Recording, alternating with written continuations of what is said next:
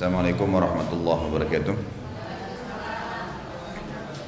Alhamdulillah. Kalimat ini terus kita ucapkan dari lisan kita kepada Zat yang maha hidup sendiri, Zat yang telah menciptakan langit dan bumi, serta Zat yang maha perkasa, maha bijaksana, yang telah mengajarkan kepada kita membaca di awal salat dengan Allahu Akbar, Allah maha besar, yang mengajarkan juga kepada kita di awal iftitah dengan membaca wajjahtu wajhiya lilladzi fataras samawati wal ard. Saya mengarahkan wajah saya kepada Zat yang telah menciptakan dan mengurus seluruh langit dan bumi, yang telah mengajarkan kepada kita mengatakan di awal Al-Fatihah, Alhamdulillahirabbil alamin. Segala puji bagi Allah, Tuhan alam semesta, yang mengajarkan kepada kita gerakan ruku dan mengajarkan kita mengucapkan Subhana Rabbiyal Azim, Maha suci Tuhanku yang maha agung, mengajarkan kepada kita i'tidal, Sami Allahu liman hamidah, Allah telah mendengar siapapun yang memujinya. Lalu kita membaca Rabbana walakal hamd, segala puji bagimu ya Allah, dan seterusnya sampai tahiyat. Kita dianjurkan membaca at-tahiyatu lillah, yang berarti kemuliaan dan kesempurnaan hanya milik Allah subhanahu wa ta'ala. Allah telah menjadikan kalimat ini untuk menambah nikmat seorang hamba, maka sangat wajar kalau kita mengucapkannya. Juga kita panjatkan salawat dan taslim kepada Nabi Muhammad SAW sebagai bentuk kepatuhan kepada Allah, yang telah memberikan salam kepada beliau bersama dengan malaikatnya. Pagi ini kita masuk ke kitab yang baru, dan sudah saya jelaskan di Bulughul Maram ada istilah kitab dan ada bab. Kalau kitab berarti induk bahasan, nanti akan ada substansialnya, bab-bab di bawah kitab itu. Dan pagi ini kita masuk ke kitab yang baru, Kitabun Nikah atau kitab nikah. Hadis pertama nomor 994, An Abdullah bin Mas'ud radhiyallahu taala anhu qala lana Rasulullah sallallahu alaihi wasallam, ya ma'syar asy-syabab man istata'a minkumul ba'a falyatazawwaj fa innahu aghaddu lil basar wa ahsanu lil farj wa man lam yastati' fa alayhi bis shaum fa innahu lahu wija'. Muttafaqun alaih. Dari Abdullah bin Mas'ud radhiyallahu anhu, dan sudah saya sering titik beratkan, setiap nama di dalam tulisan bahasa Arab kalau bersambung antara nama anak dengan ayah, maka ditulisnya bin dan bukan ibn. Ibn itu ditulis kalau nama anak ditulis di akhir baris tulisan, kemudian nyambung ke bawah nama ayahnya, baru digunakan ibn. Jadi di sini tulisan terjemahannya keliru. Yang dikatakan Abdullah ibn Mas'ud, ya, mestinya Abdullah bin Mas'ud radhiyallahu anhu. Beliau berkata, Rasulullah sallallahu alaihi wasallam bersabda kepada kami, wahai generasi muda, wahai anak-anak muda, barang siapa di antara kalian telah mampu berkeluarga, hendaklah ia menikah. Sebenarnya lebih tepat istilah menikah daripada kawin, ya. Terjemahnya di sini kawin. Karena ia dapat menikah itu dapat menundukkan pandangan dan memelihara kemaluan. Barang siapa yang belum mampu, maksudnya menikah, hendaklah dia berpuasa, sebab puasa itu dapat mengendalikannya. Hadis ini muttafaqun alaih atau diriwayatkan oleh Imam Bukhari dan Imam Muslim. Dari hadis ini banyak sekali pelajaran, dan memang para ulama fikih dan hadis meletakkan hadis ini di awal bab-bab mereka. Karena memang dalam Islam, ibu-ibu sekalian, menikah itu adalah sebuah ibadah yang sangat luar biasa, ya. Kedudukannya di sisi Allah Subhanahu wa taala. Hadis Nabi sallallahu alaihi wasallam yang lain berbunyi, man tazawwaja faqad dhamina nisfa dinah falyadman fi nisfil baqi. Siapa yang menikah, dia telah menyelamatkan setengah kehormatan agamanya, maka dia tinggal falyattaqi fi nisfil baqi, dia tinggal bertakwa kepada Allah di setengah yang tersisa. Kira-kira godaan yang paling besar bagi laki-laki apa? Atau siapa? Perempuan. Godaan yang paling besar buat perempuan siapa? laki-laki. Keduanya, enggak, di sini dari sisi manusia, pasti kalau ada anak-anaknya ibu yang sudah mulai membangkang dengan orang tua, kalau dia perempuan pasti ada laki-laki di belakangnya. Kalau laki-laki sudah mulai membangkang dengan orang tuanya, coba telusurin ada perempuan di belakangnya. Ujung-ujungnya seperti itu. Gangguan datang dari lawan jenis.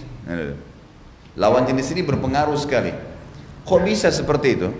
Karena memang Allah Subhanahu wa taala sudah menciptakan kita memang berpasang-pasangan, pasti akan ada rasa suka, pasti akan ada rasa cenderung, dan kecenderungan ini kemana-mana, kenalan, sentuhan, ciuman, sampai berhubungan biologis, itu sudah umum. Agama kita mengajarkan tentang tata cara untuk bisa melakukan hubungan yang benar, karena memang Allah mengatakan dalam salah satu ayat Al-Quran, A'udzu billahi minasyaitonir rajim, Zuina linnasi hubbus syahawati minan nisa. Telah dihiasi bagi manusia, laki-laki, perempuan juga sama, hubbus syahawat. Hub ini rasa suka, syahwat diikuti dengan hawa nafsu. Kecenderungan kepada lawan jenis ini bukan hanya sekedar kecenderungan biasa. Kalau di follow up terus itu akan ada syahwat. Makanya Allah Subhanahu wa taala menuntun kita. Dia yang menciptakan, dia memberikan potensi itu, tapi dia menuntun caranya. Dia menuntun caranya. Sudah pernah saya jelaskan dulu ya, di salah satu pertanyaan kemudian saya jawab, perbedaan dasar antara perzinahan dengan nikah itu hanya 5 menit. Perbedaannya hanya 5 menit. Hanya kalimat akad saja. Keduanya untuk memenuhi kebutuhan biologis. Keduanya memenuhi kebutuhan biologis. Yang pacaran tadi sehingga berzina, kebutuhan dia lakukan itu karena kebutuhan biologisnya. Orang menikah juga sama. Faktor yang paling utama dalam rumah tangga kebutuhan biologis, yang lainnya datang setelah itu. Perbedaan dasar, kalau berzina, maka keduanya tidak akan tenang, sembunyi-sembunyi, dan pada saat perempuannya hamil apa yang terjadi? Dua-duanya malu, keluarganya malu, namanya rusak di masyarakat. Anak yang lahir nggak jelas statusnya, nggak ada penisbatan nama anak kepada ayah yang telah berzina dengan ibunya, nggak ada penisbatan nama ya, karena memang ini hasil zina, walaupun dia pemilik sperma. Sama halnya tidak ada hak waris antara anak yang hasil zina dengan ayahnya, nggak ada hak waris di situ. Itu hukum syar'i. Bagaimana Ustaz kalau sudah terlanjur terjadi? Ya itu konsekuensi, resiko. Kapan ini dikatakan oh nggak apa-apa, melanggar hukum agama dan jadi masalah seperti sekarang, jadi penyakit di masyarakat. Ada orang subhanallah, ibu-ibu sekalian, dia rusak memulai rumah tangganya dengan sesuatu yang salah, hamil di luar nikah misalnya, haram, berzina, anaknya berbahaya nih, tidak jelas statusnya, nggak boleh sifat kepada ayahnya. Dia ingin anaknya juga sama nasibnya. Kok aneh? Iya, dibiarin juga anaknya hamil di luar nikah. Banyak terjadi kasus seperti itu. Jangan sampai keburukan yang pernah terjadi dalam kehidupan kita diwariskan kepada anak-anak. Ini pemahaman yang keliru. Nggak boleh. Tidak ada rumah tangga yang diharapkan penuh dengan cinta kasih sayang kalau dimulai dengan yang haram, nggak bisa. Ibu-ibu sekalian, dosa yang dilakukan oleh seseorang, hukuman yang datang dari dosa itu lebih berat daripada apa yang dia lakukan. Saya kasih contoh gini. Kalau ada orang mencuri 10.000 rupiah, apakah hukumannya nanti dari Allah ukurannya seperti 10.000 rupiah? Jawabannya tidak. Dia bisa sakit, masuk rumah sakit, mengeluarkan biaya 1 juta gara-gara mencuri 10.000. Kalau orang faham poin ini, dia tidak membuka pintu dosa, karena dosa nikmatnya cuma saat itu saja, tapi konsekuensinya panjang. Contoh yang lain, kalau ada orang yang minum segelas racun, cukupkah segelas racun itu diobatin dengan segelas susu? Gak mungkin. bisa 1000 gelas susu, baru bersihin 1 gelas racun. Seperti itu konsekuensinya ya. Jadi jangan sampai dianggap remeh, sebab saya temukan ada orang-orang banyak, kasus-kasus rumah tangga yang konsultasi dengan saya, dan saya lihat dengan mata kepala, mereka begitu. Ibu-ibunya belum pakai jilbab, kecuali nanti umur 30 tahun, 40 tahun. Anak perempuannya pun sama. Dia pakai jilbab, anaknya enggak, telanjangan di sana sini. Karena dia anggap dia dulu pakai jilbab umur 30, anaknya juga enggak apa-apa. Baik, kalau anak Anda meninggal umur 20 tahun, siapa yang bertanggung jawab? Si orang tua. Itu amanah. Jangan kebobrokan dan kesalahan kita dalam masalah agama dibawa kepada keturunan kita ya. Itu kekeliruan, nggak boleh.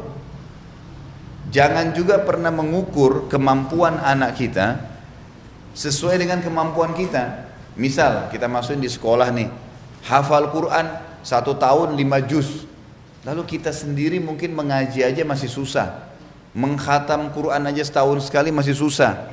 Lalu kita tarik ya, kapasitas kita itu kepada anak-anak, kesian berat 5 juz, padahal sebenarnya ringan buat dia, buat kita berat. Jangan ditarik itu kepada anak-anak, biarin dia hafal Quran. Jadi bukan berarti karena kita tidak mampu, kita punya kesalahan agama sebelumnya, diwariskan ke anak keturunan, ini nggak boleh. Kesalahan yang fatal ini, gitu kan? Harus diperbaikin. Sederhana tapi efeknya besar. Bedakan dengan menikah, ibu-ibu sekalian. Menikah dalam Islam, pada saat dia menikah cuma didatangkan walinya wanita, 2 saksi mahar, dan kata Nabi SAW, aktsaruhunna baraka akalluhunna mahra. Wanita yang paling banyak berkahnya dalam pernikahan yang paling sederhana maharnya.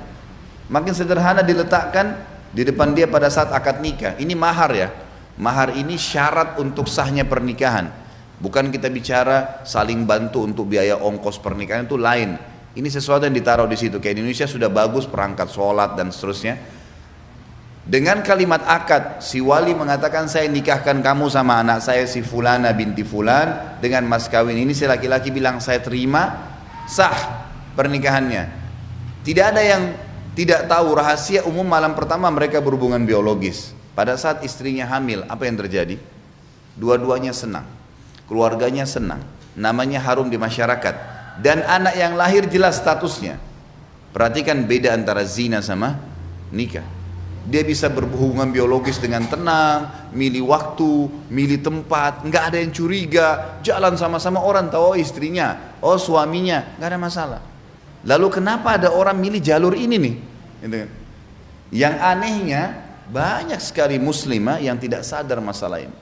Saya pernah temukan, subhanallah, ya mudah-mudahan Allah berikan hidayah dan mudah-mudahan juga Allah bisa mengubah kalau ada yang seperti ini. Dia berkata, ya, berkata kepada anaknya, kepada keluarganya, sampai saya ditanya untuk hukumnya seperti apa nih?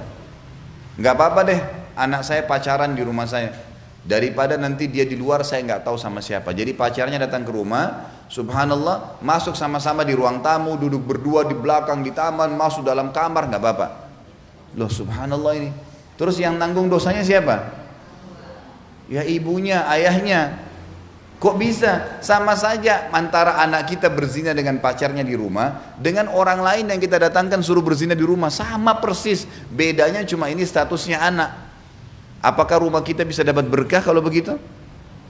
Dia kalau berzina kemudian kita anggap oh nggak apa-apa. Bagaimana kalau dia putus dengan pacarnya, nggak jadi nikah?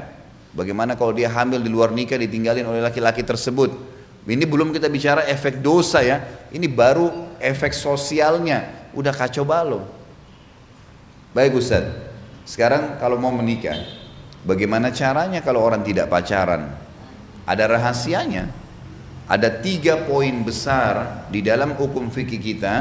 Tanpa pacaran bisa nikah, bisa tahu siapa dia. Gak perlu saya buka jilbabnya lihat rambutnya, gak perlu harus tes dulu, cek dulu, pacaran setahun gak perlu. Gimana caranya? Itu sudah hukum syar'i Allah turunkan dari langit.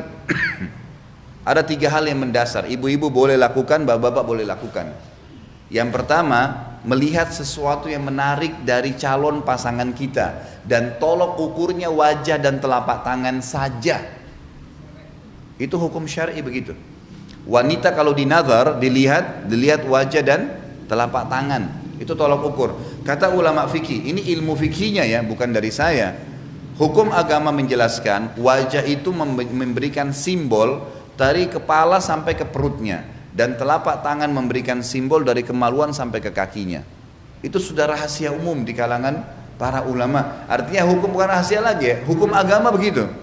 Kata Nabi SAW, lihatlah sesuatu yang menarik dari calon pasanganmu. Dan Nabi SAW menyuruh boleh melihat wajah dan telapak tangan. Itu tolok ukurnya saja. Artinya itulah yang akan sering kelihatan. Telapak tangan itu punggung ya, punggung telapak tangan ya maksudnya. Bukan bagian dalam tapi punggungnya. Umumnya seperti itu. Maka yang dilihat dua hal ini. Tentu ini relatif. Jadi ibu boleh melihat bagian wajah si laki-laki tadi. Oh, saya suka melihat alisnya, matanya, hidungnya. Itu bebas dalam hukum syar'i. Tapi sebatas wajah. Telapak tangan, oh iya sudah selesai. Seperti itu tolok ukurnya. Artinya sebagai simbolik badan ya. Yang kedua, mengenali keluarganya. Mengenali keluarga ini caranya adalah keluarga ayah dia itu akan mewariskan fisik, kepada anak keturunan kita nanti. Keluarga ayah ya. Jadi kalau keluarga ayah itu tinggi besar badannya, keluarga ayah dia akan begitu keturunan kita. Enggak, ini secara global bu. Kita jangan ambil gini, kita kalau nilai sesuatu jangan substansial, nggak bisa. Kita kalau nilai sesuatu itu cabang-cabang, nggak bakal selesai masalahnya. Ini global. Kalau orang semuanya ya, di Indonesia umumnya makan kerupuk, enggak semua, memang enggak semua, tapi umumnya orang makan. Ini global, sifat global. Yang keluar ini pengecualian, gitu kan? Jadi saya bicara masalah global. Ini hukum syar'i begitu. Dan ini sudah dipraktekin. Ini bukan karangan dari saya, gitu kan? Ini sebuah hukum. Kemudian keluarganya itu diambil daripada hadis Bukhari. Ini kasus terjadi. Ada sahabat kulitnya putih, laki-laki, istrinya putih. Menikah, begitu hamil, melahirkan istrinya, anaknya kulitnya hitam. Hitam kelam anaknya. Hitam kayak orang Afrika, gitu kan? Itu hadis sahih. Lalu si suami spontan, kalau cuman gelap sedikit mungkin ini dia putih, istri putih, ini hitam kelam, gitu kan? Kata si suami spontan, kamu selingkuh. Hadis sahih ini. Kamu pasti selingkuh. Nggak mungkin, saya putih ini, kamu putih kok anaknya bisa begini. Kata istri, demi Allah tidak ada yang sentuh saya kecuali kamu. Ributlah dua hal orang ini sampai kepada Nabi Muhammad SAW. Tolong jangan dipotong dulu ya, saya biar cerita dulu. Nanti terakhir pertanyaan, jadi tangkap dulu semua. Jadi akhirnya sampailah berita ini kepada Nabi SAW. Waktu Nabi SAW sampai berita ini, beliau dapat wahyu. Beliau tanya si laki-laki, kamu punya kakek hitam seperti ini nggak? Kata si laki-laki apa? Ada, dan masih hidup orangnya. Kata Nabi, ini keturunannya itu. Artinya apa? Makanya sering kita temukan ibu sama ayah beda wajahnya dengan anaknya. Sering ketemu nggak? Ini dari kakek-kakeknya, dari keluarga, dari pihak ayah, ibu atau ayahnya. Ini hukum ya. Hukum syar'i artinya apa? Allah memberikan gambaran kepada kita seperti itu. Ada anak yang mirip ke ibu ke ayah, tapi yang jelas umumnya secara fisik cenderung kepada keluarga ayah. Kalau karakter umumnya turun dari keluarga ibu. Karakter. Saya mau menikah dengan seseorang, gimana caranya saya tahu sifat-sifat umumnya? Maka lebih cenderung dilihat kepada keluarga ibunya. Keluarga ibu itu mewariskan karakternya. Oh, keluarga umumnya ibunya itu dosen, guru-guru, pedagang, oh orang baik-baik, keluarga baik-baik, itu sudah umumnya. Jangan bicara substansialnya, umum, secara global sudah begitu. Karena nanti kalau kita bicara substansial, bisa saja anak ini terpengaruh dengan poin yang ketiga. Harus satu sama yang lain berhubungan ya, melihat fisik, mengenali keluarga, dan yang ketiga adalah mengenali lingkungannya. Lingkungan, dia kuliah di mana, dia kerja di mana. Biasanya kalau bahasa, bolehkah bertanya? Boleh. Hobi kamu apa? Kalau weekend kamu kemana? Oh, saya biasanya ke karaoke, saya biasa ke bar, saya biasa kumpul sama teman saya ke pantai, saya hobi naik gunung, saya ini. Dari situ sudah bisa ditangkap. Oh iya lingkungannya. Oh saya kalau weekend saya taklim, pengajian di sana. Kalau azan saya sholat di sini, kan gitu. Lingkungan membentuk. Siapa yang mengatakan? Nabi Muhammad SAW. Ingat, ini majelis ilmu, taklim agama, bukan karangan saya. Kata Nabi SAW, Al-mar'u ala dini khalili. Seseorang sesuai dengan agama temannya. Di mana lingkungannya dia. Boleh sebelum menikah kita tanya, kamu bekerjanya di mana? Kamu di bidang apa? Oh saya biasa, saya kerja rentenir. Misal, siapa kamu kerjanya apa? Oh saya pemilik hotel. Hotelnya di sana terkenal, tempat itu suka banyak berzinahan. Udah bisa jadi tolok ukur. Ini sebuah hal yang mesti difahamin ya. Ini masih awal, kita bicara di awal bab nikah, masalah bagaimana memilih pasangan, gitu kan. Nabi Muhammad SAW memberikan kepada kita sebuah kata kunci yang luar biasa. Kalau memilih pasangan, khusus untuk perempuan dan walinya perempuan, ya, si wanita dan ayahnya yang menentukan nanti pernikahan. Gitu. Kata Nabi SAW, "Idza ja'akum man tardawna dinahu wa khuluquhu fazawwiju. Illam taf'alu takum fitnatul ardi wa fasadun kabir." Kalau telah datang kepada kalian wahai kaum wanita, wahai ayahnya, laki-laki yang kalian sudah tahu ridho, terima akhlak dan agamanya.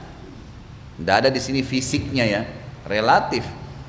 Ada orang yang suka tinggi, suka pendek, putih, sawo mateng, hitam, itu terserah selera dia, itu lain.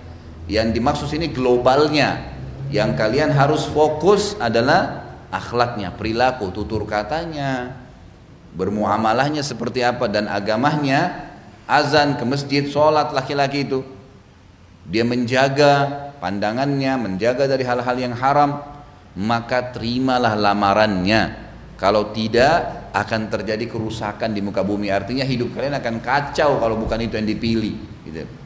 Itu wasiat dari Nabi Muhammad SAW. Bagi yang mau mengamalkan, alhamdulillah. Yang tidak mau ngamalin berarti akan kena ancaman hadis nanti.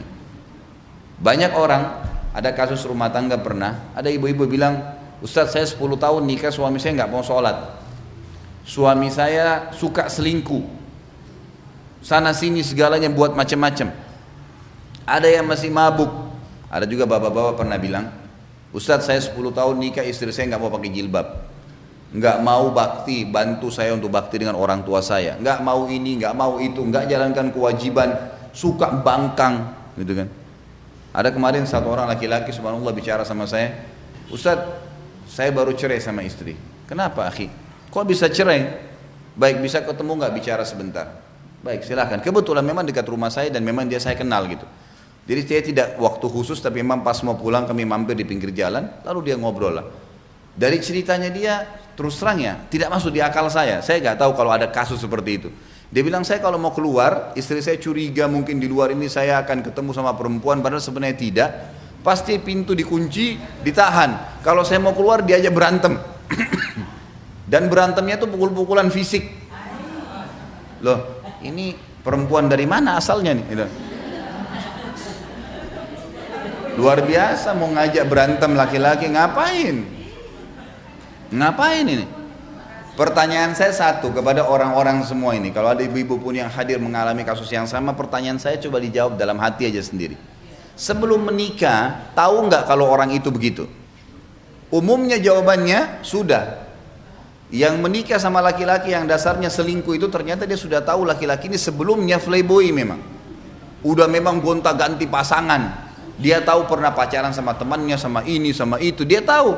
Tapi dia menikah. Berarti konsekuensinya harus siap juga dia lakukan setelah nikah. Jangan heran, enggak usah. Udah biasa aja. Karena kita sengaja memilih pasangan yang dasarnya itu sifat dia. Subhanallah, ibu-ibu sekalian, kalau orang niat mau menikah, ya, minta, apalagi kalau dia istikharah, minta kepada Allah, Allah berikan banyak isyarat sebelum nikah. Ada informasi sampai tentang orang itu luar biasa gitu. Dia begini, dia begitu, dia pernah bohong, dia pernah dusta, dia macam-macam, gitu kan? Itu sudah isyarat dari Allah. Artinya jangan pilih orang ini nggak baik. Tapi kadang-kadang orang hanya dahulukan fisik saja, nggak apa-apa deh, nanti gampang, nanti saya suruh istri saya pakai jilbab, nanti. Ya jangan heran 10 tahun nikah nggak mau pakai jilbab. Kenapa nggak nikah dari awal yang pakai jilbab? Kenapa harus buat PR? Rumah tangga adalah bahtera, jalan menuju ke surga. Kalau ibu-ibu lihat ceramah saya ada di YouTube itu, ketik Khalid Basalamah terus jalan tol menuju ke surga. Bahasa saya jalan tol ini kultum cuma 7 menit. Subhanallah banyak sekali yang hubungin saya tersentuh dengan ceramah itu. Saya hanya ceramah 7 menit bagaimana Allah Subhanahu wa taala menjadikan pernikahan itu jalan tol ke surga. Ibu jadi istri nih, cuma melayani satu orang itu suami, makannya, minumnya, layani semua, mati masuk surga. Gampang sekali. Suami kerja, nafkahnya dikasih istrinya, ada anak-anak nanti dididik, masuk surga kalau meninggal. Apa kata Nabi SAW? Tidak ada wanita yang menjaga 5 waktu sholatnya. Gak disebutin sholat sunnah ya. Sunnah tambahan nih, 5 waktu sholat saja, subuh, duhur, asar, maghrib, isya, 10 menit siap sholat. Cuma 50 menit kurang dari 1 jam sehari. Berpuasa Ramadannya, gak disebutin puasa Senin Kamis, itu tambahan, puasa wajib. Dan mentaati suaminya pada hal yang ma'ruf. Apa yang suaminya minta minum, minta ditemanin, minta ngobrol, itu aja. Kecuali pada saat dia meninggal dunia, boleh masuk pintu surga 8, dia pilih yang mana dia mau. Gampang gak masuk surga? Mudah sekali. Makanya syaitan selalu menggoda seorang istri agar bangkang sama istrinya, suaminya, maaf, membangkang. Masya Allah, kalau materi ini hidup semua. Coba waktu kemarin masalah bab-bab yang sebelumnya itu ngantuk. Kata Nabi SAW, iblis punya singgasana di lautan dan dia ingin menyerupai Allah. Dia ingin menyerupai Allah dan tidak mungkin dia bisa menyamai Allah karena Allah punya singgasana di atas air. Setiap hari anak cucunya melapor, si fulan, saya baru buat orang berkelahi, saya baru buat orang minum khamr, saya baru buat orang berzina. Sama iblis dianggap biasa. Nanti ada satu yang datang mengatakan saya baru menceraikan suami istri. Apa yang terjadi? Sama iblis diambil, didudukin sebelah singgasana, berhenti tugas. Cukup bagi iblis kalau satu rumah tangga dirusak, bercerai, itu sudah prestasi tertinggi bagi syaitan. Makanya kata ulama apa? Kalau di luar rumah kita digoda syaitan 10, dalam rumah bisa 1000. Bisa saja seorang suami gara-gara terlambat istrinya buatin teh atau tidak ganti spray, udah cukup tidak ngobrol 2 minggu. Ibu-ibu gak dibeliin sesuatu sama suaminya terlambat atau tersinggung sesuatu 2 minggu gak ngomong, hilang semua pahala 2 minggu tuh. Melayanin, senyum, segala itu adalah pahala. Hilang semua. Makanya dalam rumah tangga itu hal yang sangat mendasar sekali gitu kan. Jalan yang sangat mudah untuk menuju ke surga. Tentu nanti akan ada beberapa poin yang akan kita bahas, ini masih di pembukaannya. Tapi saya ingin menjelaskan perbedaan dasar antara nikah sama lawan nikah adalah perzinahan. Tentu nikah ini definisinya ya, adalah pertemuan antara penyatuan antara laki-laki dan perempuan dari anak Adam. Itu definisinya ya. Penyatuan antara laki-laki dan perempuan dari anak Adam. Maksudnya apa? Tidak boleh nikah dengan selain manusia. Seperti ada orang nikah sama jin kan gitu. Ada di antara dukun-dukun. Umumnya kalau kita lihat dukun tuh, kalau perempuan atau laki-laki pasti nggak ada pasangannya. Mereka biasanya menikah sama jin dan itu haram, tidak boleh. Untuk menghalalkan hubungan biologis di antara keduanya. Kemaluan itu haram disentuh sampai ada kalimat akad. Subhanallah, hanya kalimat akad tadi. Dengan saksi 2 dengan itu selesai. Dia boleh berhubungan kapan saja. Bahkan Nabi SAW menggantungkan pahala yang besar di hubungan biologis sebagaimana digantungkannya dosa besar dalam perzinahan. Kata Nabi SAW, di kemaluan kalian ada pahala yang besar. Maksudnya besar ini sekadar dengan perbuatan kalau dosa besar. Para sahabat mengatakannya, Rasulullah, kami menggauli istri kami, mendapatkan kenikmatan, kami mendapatkan pahala. Kata Nabi SAW, bagaimana kalau kalian letakkan kemaluan kalian, kasusnya hanya meletakkan kemaluan, ke yang haram, kami dapat dosa. Kata Nabi SAW, kata para sahabat, tentu saja ya Rasulullah. Kata Nabi SAW, begitu juga kalau dia letakkan pada yang halal. Makanya biasa orang, subhanallah ya, kalau orang pacaran sebelum nikah ini, ya, selalu oleh syaitan dihiasi. Nggak ada buruknya orang itu. Biar nggak sikat gigi mau ciuman. Biar bau nggak apa-apa, wangi. Tapi kalau pasangan istrinya, pasangan halalnya, istri suaminya udah rapi, udah wangi, tetap aja biasa. Dilirik aja enggak. Permainannya siapa? Syaitan. Padahal sebenarnya bayangkan ya, berhubungan biologis sama pasangan itu pahalanya besarnya seperti dosanya besarnya zina. Berimbang itu. Setiap kali orang berhubungan biologis berarti dia dapat pahala sebesar orang kalau berzina, gitu kan. Makanya dibuat oleh syaitan untuk jenuh, untuk bosan. Orang yang beriman harus tahu masalah ini, permainan syaitan ini. Kadang-kadang atau umumnya ya, orang sudah berumah tangga, punya hubungan lagi yang haram di luar, apa yang terjadi? Mereka pasti melupakan kebaikan-kebaikan pasangannya yang ada, dibuka oleh syaitan. Padahal sebenarnya setelah dia menikah juga dengan orang yang tadinya dia pacaran itu, ternyata ditemukan keburukannya lebih banyak daripada pasangannya. Berapa banyak kejadian seperti itu? Dihiasi oleh syaitan. Ya, ini nggak boleh diikut-ikutin. Ini poinnya tentang definisi nikah, masih di hadis pertama. Dan kita sudah jelaskan juga tentang bagaimana mencari atau melihat pasangan agar bisa menikah. Tolok ukurnya agama dan akhlaknya. Itu tolok ukurnya. Banyak ibu-ibu berharap, coba ya Ustadz, suami saya bisa begitu azan ke masjid, coba ya bisa mengimami sholat tahajud bersama saya, bisa mengingatkan saya kalau salah. Permasalahannya memang suaminya gak punya background itu sebelum menikah. Bagaimana bisa berangan-angan sekarang? Sulit ya, gitu kan? Sama juga laki-laki begitu, berharap istri saya ada yang di rumah ya, ngurus anak saya, ngurus saya, ini gak sibuk di luar. Tapi dia sebelum nikah gak cari wanita yang seperti dia harapkan itu. Jadi nggak dapat gitu apa yang dia inginkan. Ini poin yang pertama. Poin yang kedua, Nabi SAW di dalam hadis ini menganjurkan agar semua anak muda menikah. Tolong digarisbawahi kalimat ya ma'syaras syabab. Kata-kata syabab ini, kata para ahli bahasa, istilah syabab jamak daripada syabun yang berarti mulai dari balik sampai 40 tahun. Itu syabab. Umur ini adalah umur harus menikah, gitu kan? Diharuskan dalam agama. Dan pernikahan itu bisa menjadi wajib, bisa menjadi sunnah. Dia akan menjadi wajib kalau seseorang akan terjerumus pada perzinahan, nggak boleh dia tinggalin pernikahan. Kalau dia masih bisa menahan, hukumnya sunnah. Hukumnya sunnah, gitu kan? Dalam arti kata, dia menunda pernikahan, bukan meninggalkan sama sekali ya. Karena Nabi SAW melarang seorang muslim tidak menikah. Dilarang dalam agama. Saya belum ketemu Ustadz orang yang saya inginkan, makanya kriterianya jangan terlalu banyak. Harus begini, harus begitu, harus begini, nggak ketemu-ketemu. Ada tolok ukur dalam agama kita. Ada hadis begini ya. Kata Nabi SAW, wa ankihul akfa'a minkum. Saya tidak tahu di bab ini ada atau tidak. Dan menikahlah kalian dengan akfa. Kata-kata akfa ini artinya yang sepadan. Laki-laki kerja, gajinya 1 juta. Dia harus cari istri yang bagaimana? Yang bisa memahami 1 juta bisa dikelola. Jangan yang kosmetikanya saya sudah 1 juta. Nggak bakal hidup tentram itu. Kalau ada laki-laki punya pendapatan besar, enggak ini contoh, nggak usah ditarik ke dirinya ibu-ibu gitu.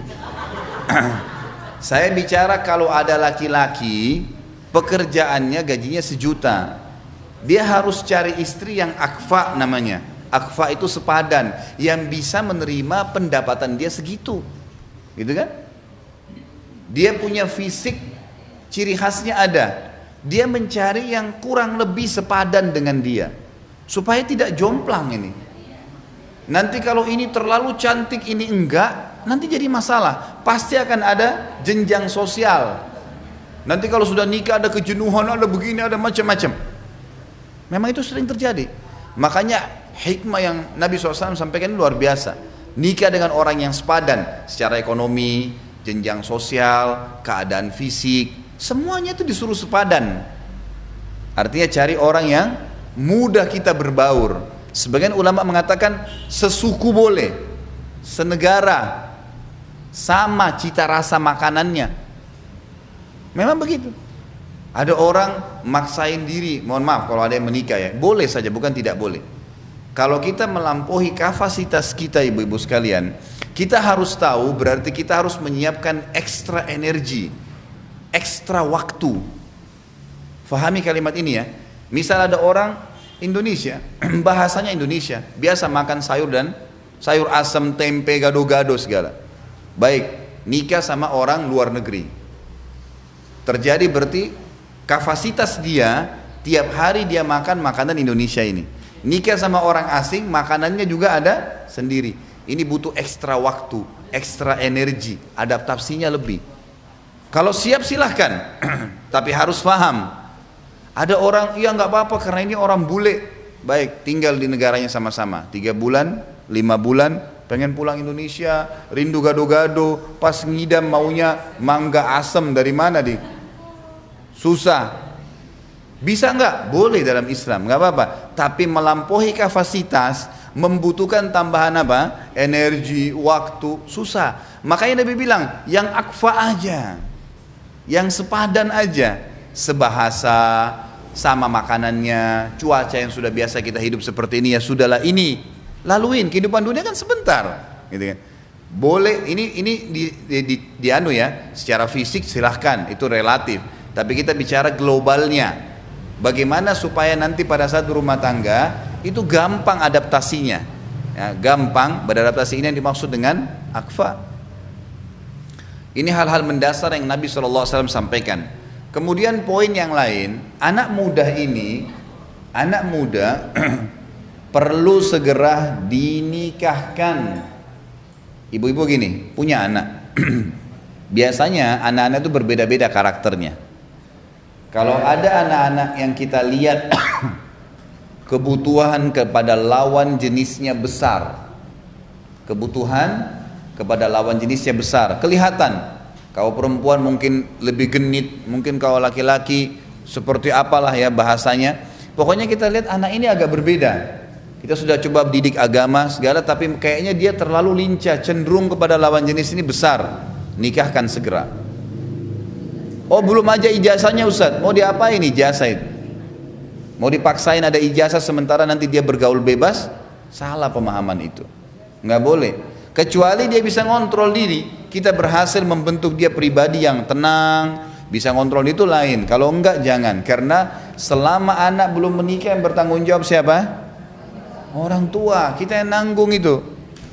Kalau saya bilang sama istri saya pribadi, anak saya alhamdulillah ada beberapa orang perempuan. Saya bilang anak-anak ini kalau besar, saya yang akan menentukan keputusan karena saya walinya. Sah pernikahan dia atau tidak di tangan saya. Jangan kamu campurin urusan pernikahan. Kamu boleh berikan masukan. Karena banyak kasus ayahnya nggak setuju, ibunya ribut, nggak apa-apa, nikah paksa. Apa yang terjadi? Dihapus dari keluarga lah, inilah. Melanggar. Nabi suruh nikah dengan izin wali. Ibu-ibu jangan campurin, ayahnya nggak setuju sudah, terima nak.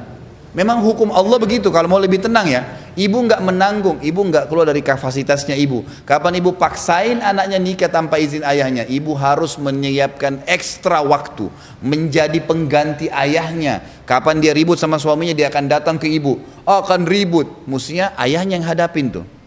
Wali gunanya untuk apa? Membela si perempuan. Makanya bodoh kalau ada perempuan nikah tanpa wali. Nabi SAW mengatakan wanita siapapun yang menikahkan diri tanpa walinya, nikahnya batal, nggak bisa. Untuk apa wali bagi wanita? Supaya laki-laki yang sedang melamar dia tahu ini orang ini punya laki-laki juga di belakangnya. Itu demi kebaikan buat dia sebenarnya. Ada masalah kembali ke ayah yang mecahin masalah itu. Jangan ibu masuk ke batasan ya lahannya si ayah ini, nggak boleh. Nanti ibu harus menyiapkan ekstra waktu, ekstra macam-macam. Untuk apa? Kita sendiri masih punya banyak kegiatan seharian nih, kan itu. Saya bilang kalau ada anak-anak ini, saya bilang sama istri saya, yang saya lihat butuh untuk menikah, saya nggak butuh ijazahnya. Lebih baik bagi saya pribadi, coba ibu renungin ya, jangan dipaksakan, bukan sebuah, ini ijtihad saya. Saya bilang saya lebih baik mendatangkan sepiring buat anak mantu saya di atas meja saya, sehingga anak saya aman, dibandingkan saya biarkan dia bergaul bebas. Ada banyak keluhan masuk ke HP saya soalnya. Ada mahasiswa yang mengatakan, Ustadz, kami ini sudah kena fitnah di kampus, nggak bisa tahan syahwat. Ada yang terus terang bahasa sama saya, laki-laki. Setiap lihat perempuan saya terganggu, akhirnya saya sering onani, bahasanya. Ini bahasa vulgar dia ya, tapi saya sampaikan agar kita paham. Ternyata ada anak-anak yang tidak bisa lagi membahasakan ke orang tuanya. Mau bicara nikah, mana bisa kau nikah? Kau mau berikan makan apa orang? Loh, subhanallah, gitu kan? Emang anda nggak bisa berikan makan anak mantunya? Sambil dibuatin program.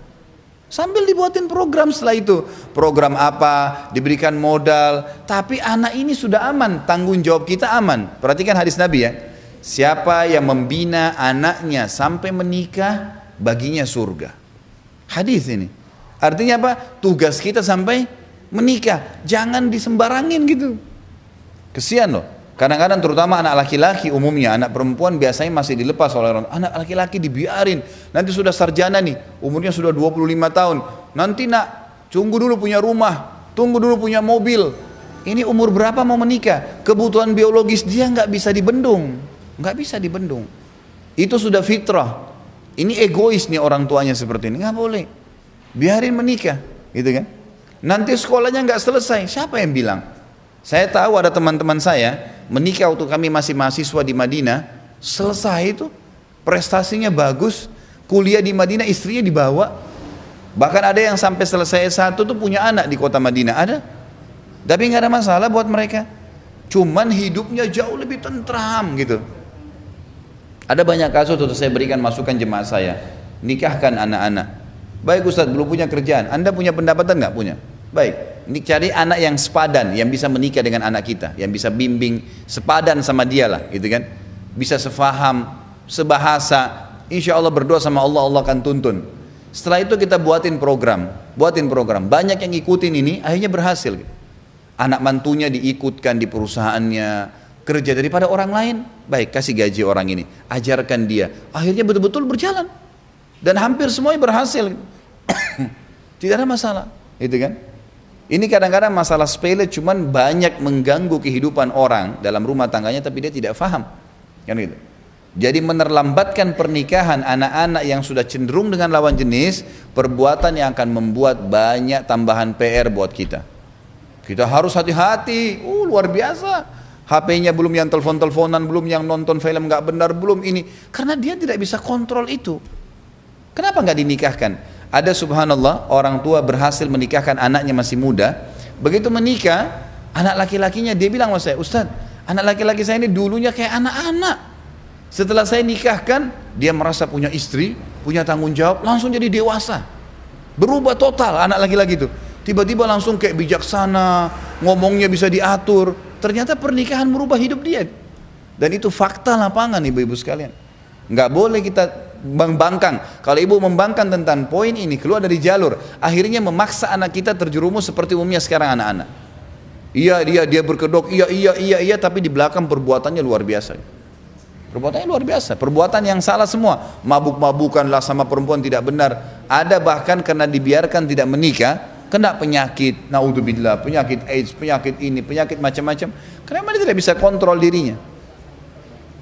Jadi perintah Nabi SAW untuk menikahkan anak muda adalah kata rahasia perbaikan kehidupan sosial, jenjang masyarakatnya akan baik.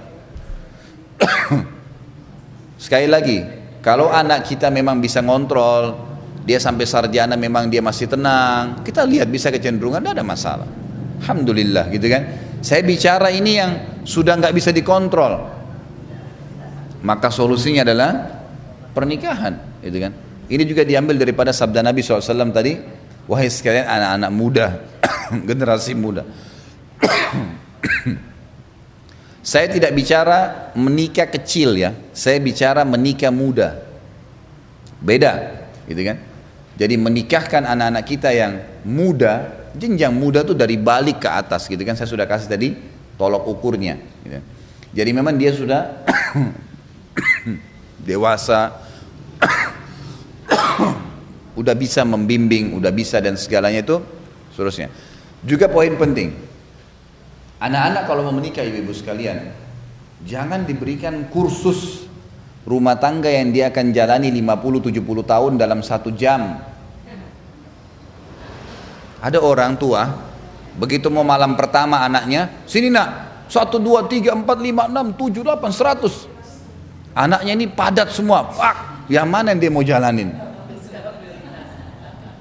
Bu, cicil. Loh iya, anak-anak perempuan, saya kasih contoh bagaimana saya coba di anak-anak saya. Anak saya masih SD, saya sudah sering bicara pernikahan dengan dia.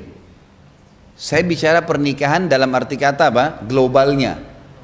Nak, kamu perempuan, satu waktu kamu dewasa kamu akan menikah. Saya selalu menggunakan kata-kata menikah supaya dia faham kalau dia butuh laki-laki menikah, bukan yang lainnya. Dia udah paham dari kecil itu. Nanti, oh ini Umi lagi buat makanan ya? Iya. Nanti kalau kamu juga menikah nak, kamu akan buatin suami kamu. Dia paham dari sekarang itu. Jadi poin demi poin, poin demi poin. Dia pada saat menikah, walaupun umur 17 tahun, 18 tahun sudah matang dia. Dia udah tahu. Jangan kursus padat 1 jam untuk 50 tahun. Nggak bisa. Ada orang gitu, dudukin anak perempuannya begini, kamu harus begini. Malam itu lah ya, belum dia tegang mau hadapin suaminya, malam itu nggak ngerti harus buat apa. Ini sudah padat poin-poinnya dan harus begini, kamu harus begini, kamu harus begitu. Nggak bisa. Cicil semua itu. Dari sekarang, dari kecil mereka sudah dibicarakan. Bukan aib dalam rumah tangga saya bu, anak saya masih SD mengatakan, abati itu ayah, kalau nanti saya menikah, dia bilang gitu, anak saya SD, nanti saya begini ya, lebih baik dia ngomong sama kita ya, daripada dia ngomong sama temannya. Saya tanggapin positif. Istri saya pertama bilang, masa dia harus bicara masalah pernikahan masih SD? Biarin dia ngomong. Dan kita yang berikan penjelasan orang tuanya, pasti akan tepat jawabannya. Dibanding kalau dia, enggak kamu masih anak-anak, jangan ngomong itu. Dia akan penasaran selama keluar pertanyaan dari mulut anak kita sesuatu bu, jangan tidak dijawab ya. Walaupun kita anggap itu fatal, tetap jawab dengan cara memberikan penjelasan yang benar. Karena kalau kita tidak jawab, dia akan cari sendiri jawabannya. Anak saya pernah baca kalimat berhubungan biologis di sebuah tulisan begitu, saya tidak tahu di mana. Dia bilang sama istri saya, Umi apa sih itu berhubungan biologis? Banyak orang bilang nggak usah sampaikan, jelas. Istri saya nggak jawab, tanya saya dulu. Kemudian saya jelaskan bagaimana cara menyampaikan dengan cara memberikan pemahaman ke anak-anak, bukan orang dewasa. Beda, gitu kan? Dijelaskan dengan cara sederhana. Oh iya, sudah paham. Nah, kalau dia sudah punya jawaban, dia nggak akan cari ke orang lain. Yang jadi fatal ini, kalau dia dapat masalah biologis, masalah seksual dari teman-teman yang sepadan dengan dia. Coba kira-kira apa yang temannya tuntun? Kalau temannya tuntun bobrok, nonton ini kamu akan faham, misal, dia akan ikutin itu. Saya pernah temukan ada satu, ini cerita ini teman saya ya, dulu waktu saya masih SMP, teman saya SMP dulu di pesantren, kemudian dia keluar dari pesantren. Satu waktu, saya masih ingat tuh, saya masih SMP kelas 2 atau kelas 3, saya sempat main ke rumahnya. Mungkin karena saya teman dekatnya dia, diajak sama dia. Saya waktu itu masih kecil, saya nggak ngerti, diajak. Jadi di rumahnya itu, di atap rumah dijebol sama dia, atap rumah itu, terus dibuatlah seperti ruangan rahasia dia di atas gitu. Di situ ada buku-buku, ada film-film ditaruh sama dia. Orang tuanya larang, semua dibuat begitu. Saya tidak sempat lihat, tapi dia cerita, saya nonton begini, saya lihat begini, ini buku begini, saya tahu. Saya mengambil pelajaran, ternyata mengekang anak, tidak memberikan informasi, dia akan cari sendiri, dan mencari sendiri ini fatal. Kalau dia dapat yang benar, kalau dia dapat yang salah, gimana kira-kira? Kan gitu. Ini masuk semua dalam substansial bahasan bab nikah ya. Jadi jangan dianggap nikah itu sesuatu yang momok menakutkan atau belum saatnya, baik pembicaraannya, penjelasannya atau pelaksanaannya. Harus segera kalau memang kita anggap penting. Ingat, kebobrokan, kesalahan kita yang lalu jangan diwariskan ke anak keturunan. Tidak harus ditolak ukur kapasitas dia sesuai dengan kapasitas kita. Enggak. Harus poin-poin seperti ini difahamin. Ini diambil daripada sabda Nabi SAW, ya ma'syarasy syabab, wahai anak-anak muda, man istata' minkumul ba'ah, siapa yang bisa ba'ah. Perhatikan di sini footnote-nya, nomor 1 dikatakan ba'ah adalah nikah dan perkawinan. Diambil dari kata muba'ah yang berarti rumah. Karena orang yang memperistri seorang perempuan, maka ia akan menempatkannya di sebuah rumah. Atau karena ia berupaya untuk mandiri dari ketergantungan kepada keluarganya. Jadi yang dimaksud di sini ba'a adalah anak-anak muda yang siap kalau dia keluar dari rumah orang tuanya, dia bisa hidup. Itu yang dimaksud dengan ba'a. Artinya memang poin juga penting ibu-ibu sekalian, setelah menikah, anjurkan anak-anak kita juga sendiri sama. Jangan tinggal serumah dengan mertua. Ya. Walaupun kita harus ngontrak, nggak apa-apa. Ibu punya rumah bagus, anaknya baru nikah, tinggal sini aja nak, nggak bisa. Anak mantunya ibu punya program hidup, ibu punya program hidup. Ibu mau nata bunga di sebelah sana, dia mau bunga sebelah sini. Hari pertama belum, bulan pertama belum, tahun pertama, tahun kedua, dia ingin bau rumah bau begini, dia ingin pasang spray begini, lain, nggak bisa. Ya? Sulit bu, silakan, boleh. Saya bilang ya, kalau ibu mau lakukan selain ini silakan, tapi pastikan ekstra waktu, energi, potensi semua. Coba kalau dia sudah menikah, nah ini uang, kita punya kemampuan, ini uang, silakan. Ada rumah, kontrak, tinggal, biarin dia belajar hidup, biarin dia hadapin itu. Perhatikan perbedaan dasar sifat nanti dia dewasa, karena dia hadapi nanti harus urus listrik sendiri kalau laki-laki, harus urus ini, harus urus itu. Kalau dia datang, saya kayaknya belum tahu ini caranya nak, tuntun, biarin dia jalan. Jadi dia belajar, jangan terus dimanja, salah ini, nggak belajar. Ini cara yang ideal. Kalau ibu mau pakai cara lain silahkan, nggak ada masalah. Saya menuntun globalnya agama menuntun kepada kita, ini cara yang efektif. Makanya banyak ribut antara anak mantu sama mertua. Asusnya serumah tinggalnya. Kalau yang perempuan anaknya. Kenapa? Kalau yang perempuan ya anaknya kita pengen dia sama. Nah, makanya ikut suaminya. Gini bu ya, ada juga poin penting dalam masalah ini. Kita tidak boleh mengklaim di dunia ini apapun milik kita.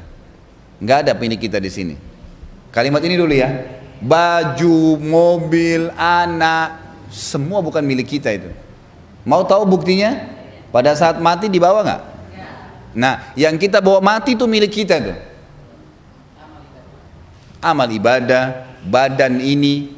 Kalau badan ini ada yang pukul, kita punya hak membalas. Tapi kalau selain itu tidak ada. Istilah ini anak saya, itu istilah anak saya. Apa kata Nabi SAW? Siapa yang mendidik anaknya sampai menikah, anak perempuan ya, ada hadis mengatakan anak perempuan. Siapa yang mendidik anaknya perempuan dengan baik sampai menikah, tadi secara umum global ya, anak secara umum, tadi ini masalah perempuan. Menikah, dia serahkan kepada suaminya, maka dijamin baginya surga. Artinya apa? Udah lepas tanggung jawab kita. Ini sudah saatnya pindah tangan ke dia. Istilah anak saya istilah, emang ada hukum, variabel hukum di situ. Tapi jangan campurin lagi, jangan pernah campurin lagi. Ada orang tua datang ke rumahnya, kenapa kau enggak sapu ini, kenapa kau enggak pel itu, kenapa kau enggak ganti spray ini, kenapa enggak bunga itu? Untuk apa? Enggak bisa. Kita bisa berikan masukan, jangan mengatur. Nanti ribut sama anak mantu pasti. Enggak bisa itu. Ajarin, kasih hadiah buku, boleh. Tuntunan ilmu ya. Kita lihat penataan rumahnya kurang bagus, banyak buku tuh tentang penataan rumah, beliin 10, nih nak. Jangan paksain ide kita, nggak bisa. Saudara aja, adik kakak pasti beda ide. Sama, anak beda ide, suami istri biasa beda ide. Nggak bisa. Rumah tangganya anak kita akan kacau kalau campur tangan orang tua ini, terlalu jauh. Nggak usah, biarin dia hidup. Biarin udah. Biarin dia jalani. Kalau dia minta tolong kita bantu, minta saran kita kasih saran. Udah ibu jalani kehidupannya ibu saja. Harus diubah itu. Kalau mau ikutin saran agama, kalau mau selain itu silakan. Ingat, tambahan ekstra waktu, ekstra energi, ekstra semua pasti. Ribut, siap ribut, oh siap macam-macam. Sampai ada karena dia tidak cocok sama pengaturan rumah anak mantunya, dia suruh anak laki-lakinya ceraikan istrinya. Terjadi. Awalnya biasa loh ya. Awalnya hanya kasus-kasus kecil. Hanya karena datang anak mantunya lupa tegur. Hanya ini tumpuk 1, 2, 3 syaitan campurin, nak ceraikan aja istrimu. Banyak terjadi. Anak-anak ini, anak laki-laki tetap harus wajib bakti sama ibunya. Kacau rumah tangganya. Mungkin dia bilang, iya baik ibu diceraikan. Tapi ibu sadar nggak? Anak laki-laki itu sudah berhubungan biologis sama istrinya. Hubungan biologis ini melahirkan ada keterkaitan batin. Nggak bisa dia lupain pasangannya. Dia terkekang tinggal sama ibunya iya. Tapi istrinya dia ingat terus. Nggak bisa. Gara-gara ego kita. Anak-anak sudah menikah, lupain, bukan lupain, maksudnya lupain ini dalam arti kata lupain pengaturan kita terhadap dia. Tidak ada lagi peraturan orang tua, sudah selesai. Peraturan suaminya, peraturan rumah tangga mereka sendiri. Coba berikan kebebasan begitu, perhatikan akan banyak sekali hal yang mereka kembangkan. Nanti mereka, saya mau jual bakso, kita mungkin kesian punya kemampuan anak saya kok jual bakso, biarin. Pasang gerobak depan rumahnya, biarin dia belajar. Dia tidak akan bertahan dengan itu kok. Dia tidak akan bertahan dengan itu. Dia akan belajar. Tidak ada subhanallah orang di awal dia memulai sebuah prestasi lalu kemudian sudah itu terus menerus, enggak. Pasti akan ada perubahan gitu. Dia akan tahu suka duka di situ. Dia akan tahu ada masalah, oh memecahinnya seperti apa. Seperti itu. Ingat hadis waktu Fatimah datang kepada Nabi Muhammad SAW, kita punya panduan agama nih. Kita punya agama dan saya sudah bilang setiap muslim punya bendera di atas kepalanya, Islam. Kembali kepada ini tidak akan salah, panduan dari Allah SWT. Fatimah datang kepada Nabi SAW lalu berkata, ya Rasul, wahai ayahku, tangan saya sampai luka, tangannya dilihatin. Gara-gara apa? Saya mengurus Ali, rumahnya, cuci bajunya Hasan dan Hussein, masak sendirian. Ya Rasulullah, berikan saya pembantu satu. Nabi SAW dia mengatakan baiklah, pulanglah Fatimah ke rumahnya. Nabi SAW malam hari datang. Dalam hadis Bukhari dikatakan Ali berkata, Nabi SAW datang malam hari di rumah kami. Pada saat kami sudah berbaring di atas ranjang. Kemudian Nabi SAW duduk di antara aku dengan Fatimah. Lalu berkata, dan kami masih bisa merasakan dinginnya kakinya. Karena musim dingin Nabi lagi jalan, Nabi waktu naik di atas ranjang terasa dingin kakinya. Ali mengatakan seperti itu. Lalu berkata, maukah kalian saya tuntun sesuatu yang lebih baik daripada pembantu? Kalian membaca kalau mau tidur subhanallah, Allahu Akbar, dimulai dari Allah Akbar 34, subhanallah 33, alhamdulillah 33. Maka itu lebih baik daripada pembantu. Sebentar. Riwayat untuk menghilangkan capek Allahu Akbar yang dulu. Enaknya kalau pengajian bapak-bapak nggak ada protes. Kalau ibu-ibu luar biasa. Belum selesai sudah dipotong. Tenang dulu, gitu kan. Biarin saya selesaikan dulu. Kalau sudah selesai baru masih belum jelas, baru bertanya. Kalau tengah jalan nggak bisa, gitu. Maka yang kita ambil dari kisah ini apa? Nabi Muhammad SAW bukan melarang Fatimah pakai pembantu, bukan.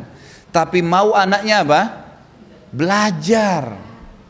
Mau supaya belajar. Bukan gak boleh pakai pembantu, karena Nabi SAW di rumahnya Aisyah ada pembantu, rumahnya Hafsah ada pembantu, rumahnya Sofia ada pembantu. Boleh Fatimah pakai pembantu, tapi Nabi SAW mau apa? Anaknya belajar. Biarin hadapin tuh kehidupan, gitu loh. Dan di sini kasusnya Fatimah datang minta pembantu kepada siapa? Ayahnya. Baik, kita lupain dulu Rasulullah SAW. Maksudnya kita keluar dari kisah ini. Kalau ada seorang anak perempuan datang kepada ayahnya, ayah siapin pembantu dong. Kira-kira bagaimana tanggapan ayahnya kalau yang dewasa? Enggak, dia enggak siapin. Nah, kamu cari pembantu, apa yang bisa ayah bantu, ayah bantu. Oh ya baik, telepon pembantu, ada nak siap, nggak belajar anak itu. Nggak belajar dia, biarin dia telepon, biarin dia cari, tukar pembantu tidak cocok yang kedua, nggak apa-apa, biarin belajar. Jadi dia belajar di kehidupan itu. Ini yang Nabi Muhammad SAW, sebentar, nggak usah bicara baisan, nanti itu baisan di luar. Jadi Nabi SAW dalam hadis ini bukan melarang Fatimah punya pembantu, tapi Nabi ingin mendidik anaknya yang baru menikah, belajar nak. Ini zikir bagus nih kalau kamu lakukan, gitu kan? Apa kata Nabi waktu datang ke rumah Fatimah dengan Ali? Maukah kalian saya tunjukkan yang lebih baik? Maksudnya apa? Boleh ada pembantu, tapi lebih baik kalau kau sambil bekerja berzikir, gitu kan? Yakin kalau ini ada pahalanya. Seperti itu nasihatnya orang tua kepada anak. Biarin dia belajar, tetap dibantu ya, bantu yang kita bisa bantu, dia minta bantuan kita bantu, tapi jangan membuat dia tidak belajar, kan gitu. Itu penting. Dia tadi saya bilang contoh mau buka usaha apa, support saja. Saya mau ini.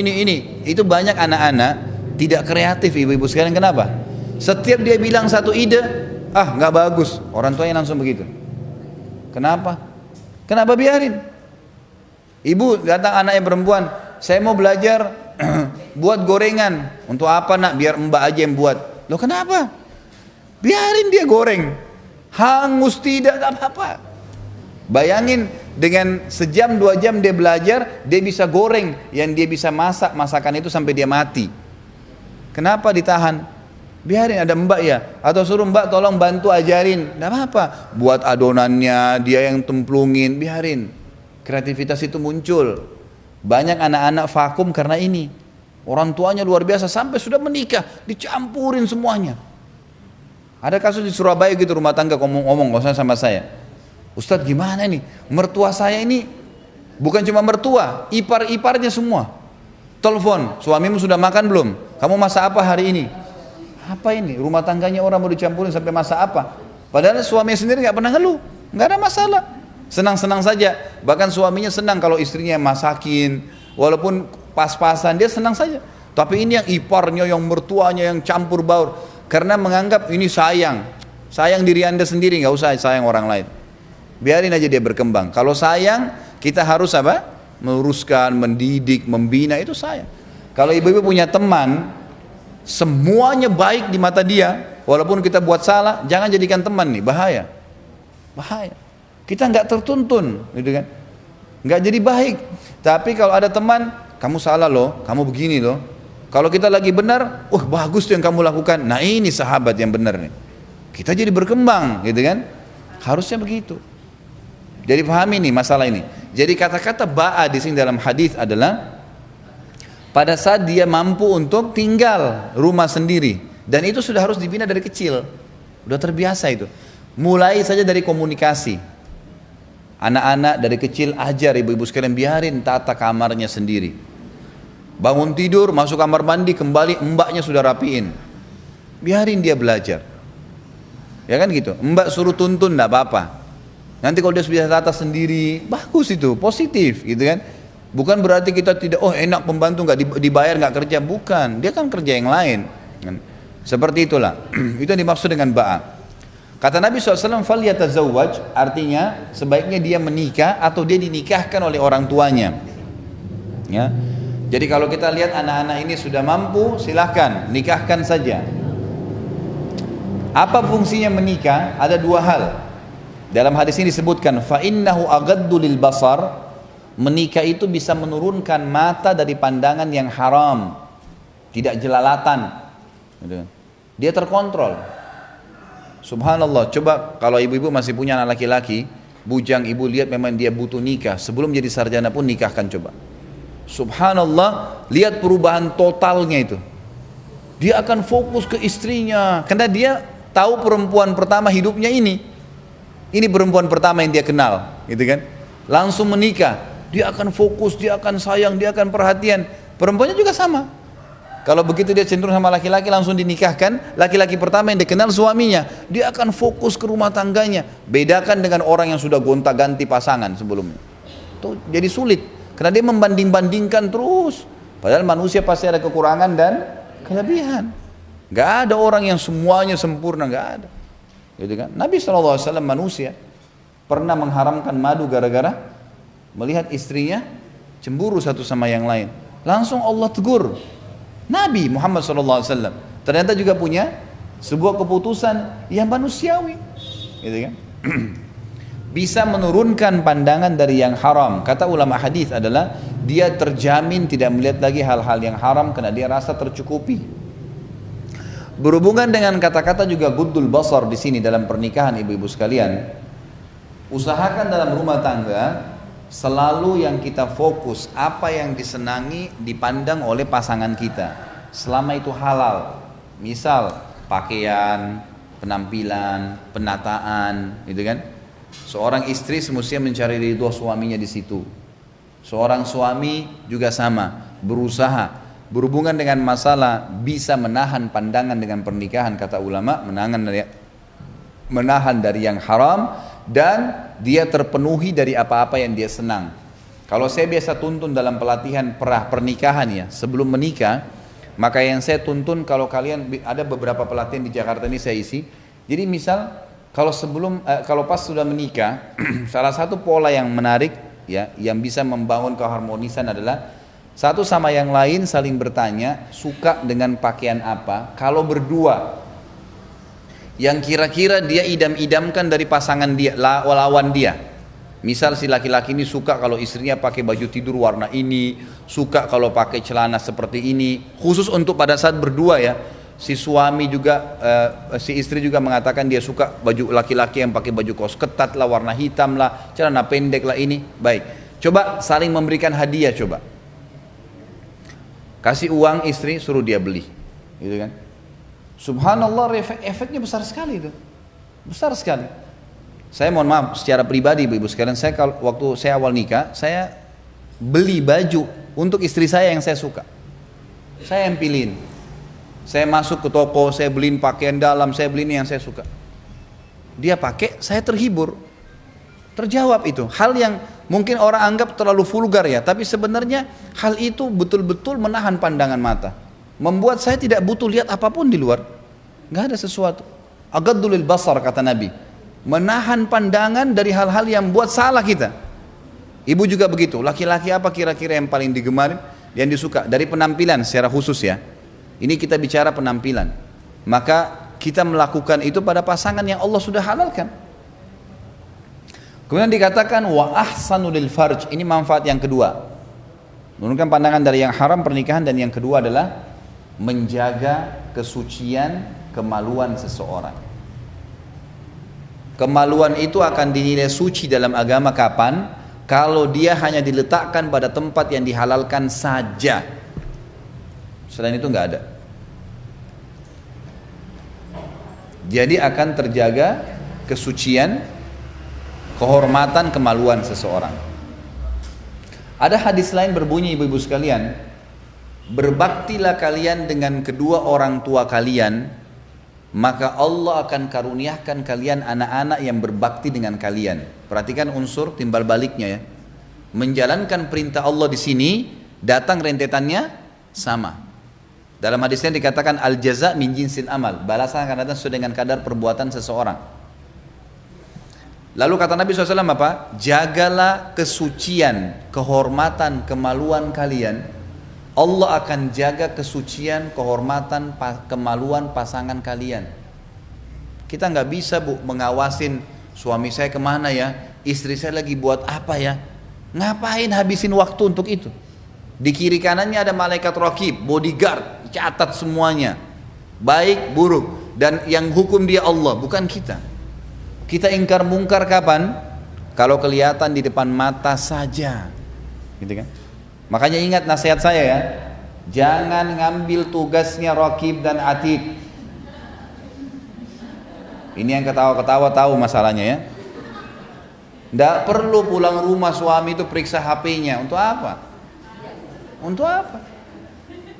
Bukankah dia punya Tuhan sebagaimana kita punya Tuhan? Yakin tidak masalah ini nih, akidah ini? Bukankah kita punya Tuhan satu, ibu-ibu sekalian? Jawab saya nih. Tuhan kita satu kan? Allah maha melihat nggak? Maha mengetahui nggak? Allah yang menciptakan dia, Allah yang mengurus dia, Allah yang menerapkan peraturan pada dia, bukan kita. Kita hanya meluruskan kesalahan yang kelihatan di depan mata saja. Selain itu jangan cari PR, nggak usah. Zikir, ngaji, sibukkan dengan kegiatan yang kita dicatat oleh Raqib, panen pahala hari kiamat. Fahamin poin ini ibu sekalian ya. Karena banyak orang buat PR buat hidupnya, ngapain? Untuk apa? Untuk apa? Saya sampai hari ini bu, belum pernah periksa HP istri saya. Saya bilang sama dia, enggak. Baiklah, alhamdulillah, saya bicara global. Ada orang kasus, soalnya saya menghadapi masalah kasus. Seorang dai itu banyak pertanyaan yang masuk. Ada orang suami istri, Bapak Ibu sekalian, begitu ketemu, yang paling pertama sini HP kamu, periksa. Ada yang sembunyi-sembunyi, suaminya masuk kamar mandi, periksa HP dulu. Ada yang istrinya siapin makan ya, HP istrinya diambil, dicek. Ngapain ini? Buat apa? Buat apa? Apa manfaatnya? Saya kasih contoh lain bu, contoh lain ya. Kita ambil contoh lain anak misalnya. Ada anak saya yang kecil, umurnya belum 2 tahun. Pernah sakit panas, panasnya luar biasa gitu. Sampai khawatir, istri saya bilang, ini kalau terjadi apa-apa, bagaimana kalau meninggal, bagaimana kalau begini. Kekhawatiran seorang ibu. Saya bilang tenang, tenang. Kamu yakin gak kita punya Tuhan? Yakin. Siapa yang kasih anak ini kepada kita? Allah. Kita pernah bisa pilih nggak? Matanya saya mau yang begini, rambutnya begini, nggak bisa. Lahir, ini anak kamu, kan gitu. Berarti ada penciptanya nih. Kalau kita sayang dengan anak ini, penciptanya lebih sayang kepada dia. Tugas kita berikhtiar saja, nggak ada yang lain. Allah mau kita berbuat, ibu-ibu sekalian, tapi sebatas kemampuan. Ingat Nabi Musa alaihissalam. Nabi Musa waktu menghantamkan tongkatnya ke Laut Merah, kan air Laut Merah kan berdiri ya. Pertanyaannya, apakah tongkat yang membuat air laut berdiri? Nabi Musa kayak membuat air berdiri? Allah bisa, pertanyaan lain ya, Allah bisa nggak membuat air Laut Merah berdiri tanpa tongkat? Berarti apa fungsinya tongkat di sini? Berbuat semampunya. Allah mau kita berusaha saja, tapi sesuai dengan kapasitas. Nabi Musa nggak disuruh gali laut itu, cambuk. Ini kemampuan kaum manusia hanya itu. Cambukan, Allah yang serahkan, Allah yang jalankan setelah itu. Maryam alaihissalam, waktu dia lagi hamil besar mau melahirkan, apa kata Allah? Wahuzzi ilaiki bijiz'in nakhlah. Apa artinya? Goncangkan pohon kurma itu akan berjatuhan kurma-kurma matang. Ibu-ibu sudah tahu belum pohon kurma? Sama pohon kelapa. Saya tanya bu ya, kalau ada ibu di sini yang paling kuat, bisa goncangin pohon kelapa nggak? Loh, benar. Sama loh, kelapa sama kurma sama kuatnya. Baik. Apa hubungannya Maryam disuruh goncangin? Laki-laki yang ototnya besar saya nggak bisa goncangin, apalagi perempuan yang mau melahirkan. Tapi apa di sini pelajarannya?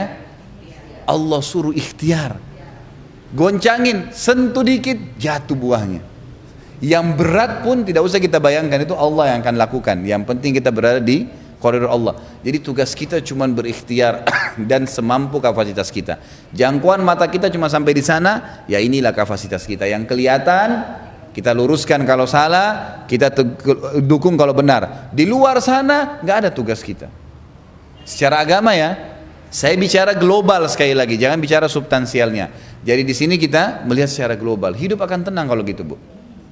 Karena apa yang kelihatan ya sudah kita luruskan, apa yang kita dengar kita luruskan. Yang tidak nggak usah. Tangan kita jangkauannya hanya sampai sini, nggak usah pusing dengan yang di sana.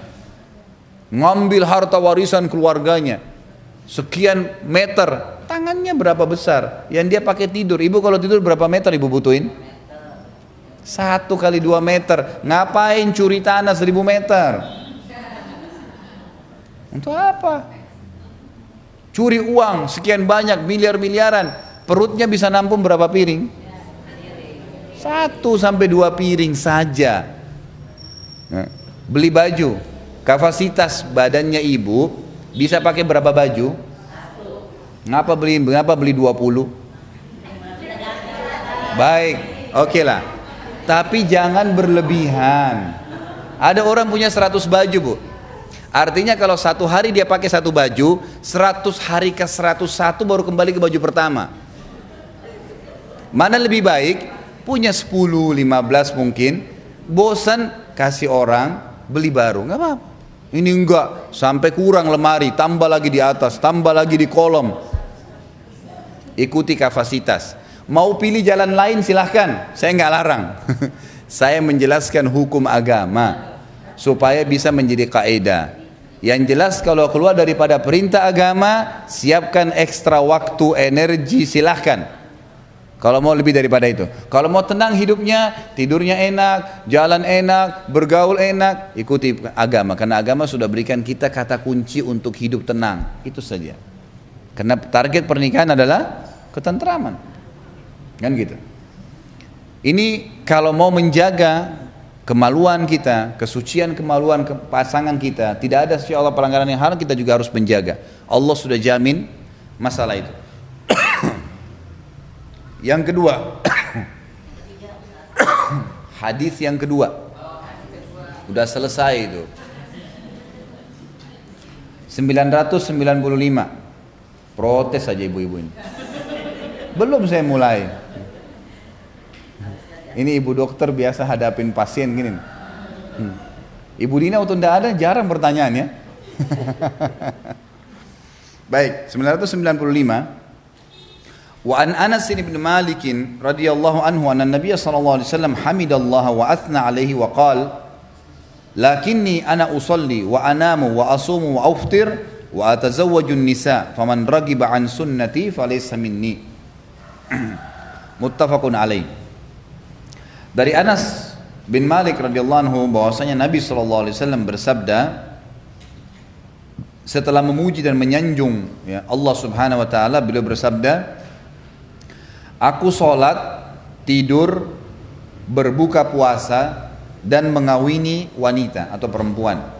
Barang siapa yang membenci sunnahku, ia tidak termasuk ya, tidak termasuk umatku. Muttafaqun alaih. Kita lihat di situ footnote nomor 2 ya, ada keterangan. Hadis ini memiliki sebab lahirnya, namanya sababul wurud. Kalau ayat Al-Quran ada sababun nuzulnya ya, yaitu 3 orang laki-laki datang ke rumah istri-istri beliau, istri Nabi SAW, untuk menanyakan masalah ibadah beliau. Ketika diceritakan kepada mereka, maka mereka seakan-akan bertanya-tanya, menganggap remeh itu.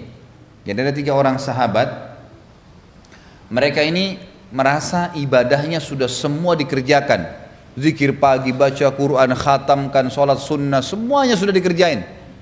Mereka merasa kurang, mau lebih daripada ini.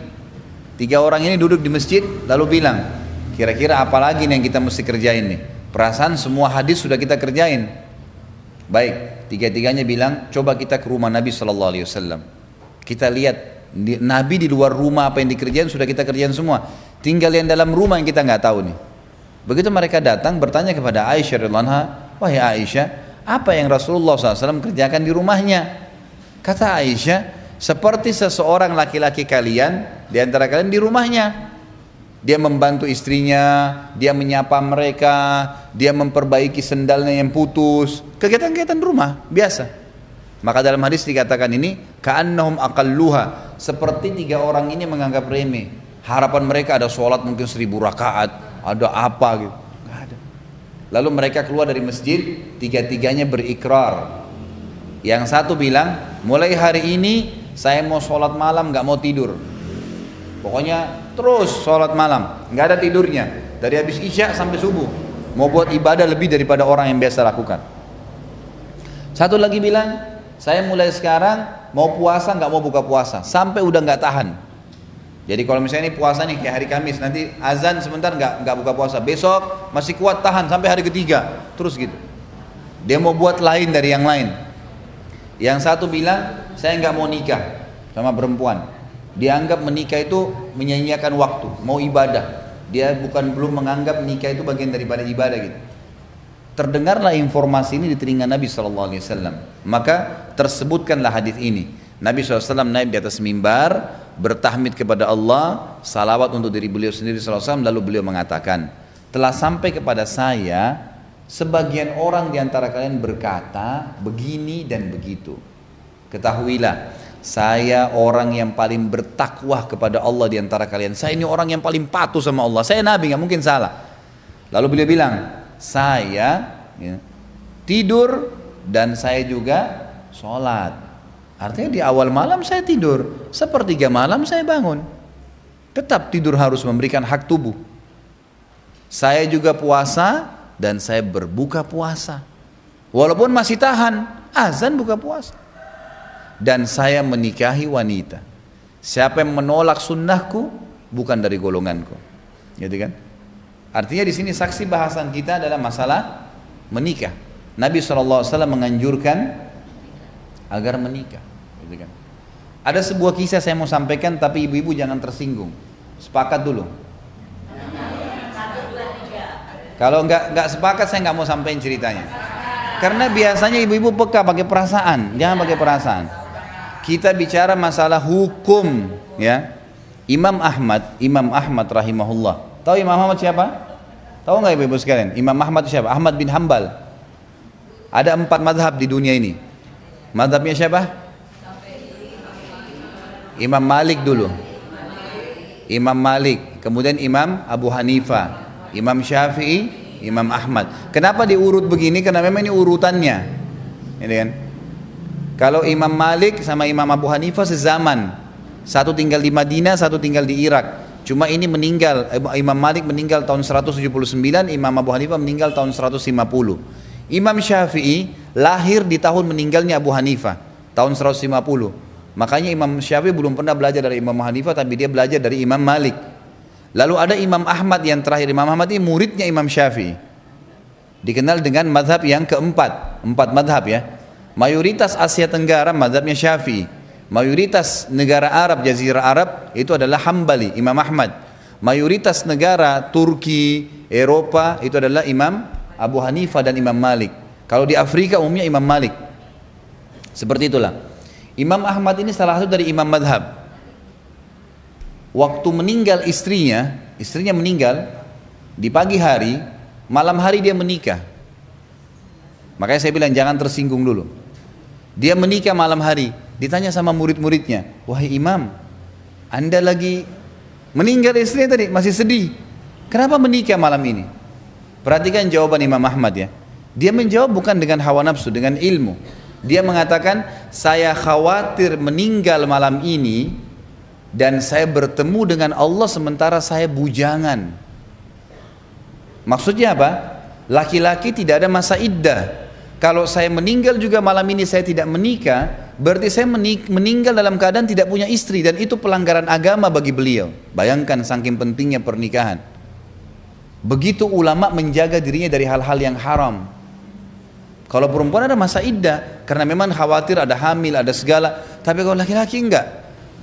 Yang saya ingin titik beratkan di kisah ini, bagaimana seseorang kalau menggunakan agama sebagai bendera hidupnya, dia panduan hidupnya, dia akan selalu tertuntun. Ini bukan masalah kasus ikuti hawa nafsu saja ya. Karena dalam pernikahan bukan cuma biologis, tapi akan ada tanggung jawab nafkah, perhatian, pendidikan dan seterusnya. Perhatikan di sini bagaimana para ulama melihat pentingnya masalah pernikahan itu. Baik, bahasan kita 2 hadis ini insyaallah pertemuan kita akan lanjutkan lagi. Ada yang mau bertanya sampai sini?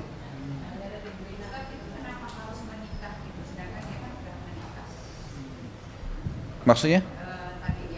Imam Ahmad istrinya meninggal.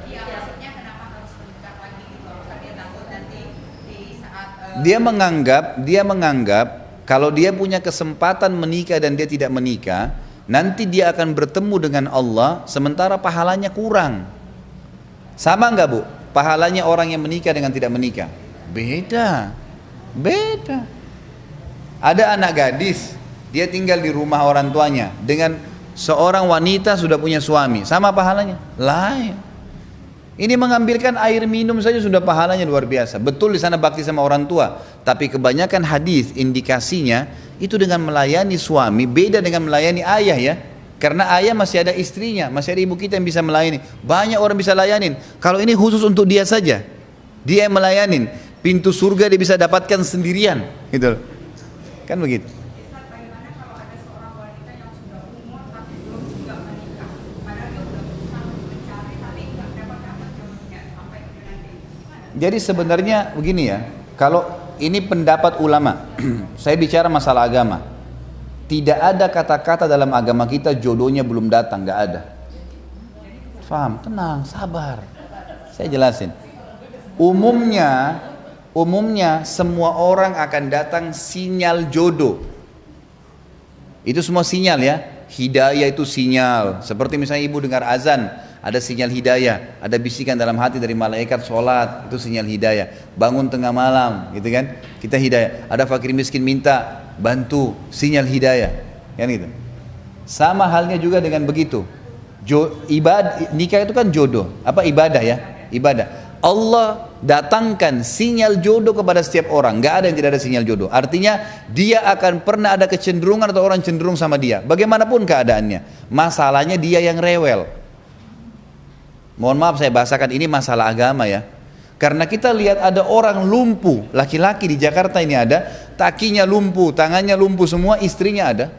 Punya anak. Bekerja. Setiap datang sinyal ada orang yang cenderung dengan kita. Ada gambaran, dapat informasi tentang seseorang, maka yang terjadi apa? Kita istikharah, minta sama Allah petunjuk, dimudahkan, termudahkan, selesai, jalan melangkah. Subhanallah, tidak ada orang yang mudahkan pernikahan dia. Ini ada orang yang cocok, sudah bismillah, dia tidak berpikir oh mungkin ada yang lebih baik, udah ini Allah sudah kirim berarti ini yang terbaik, dia melangkah, kecuali rumah tangganya bahagia itu. Tapi kalau ada orang mungkin ada yang lebih baik, Allah datangkan putih tidak mau, datang hitam tidak mau, coklat tidak mau warna apa ini? Kulitnya biru baru mau nikah.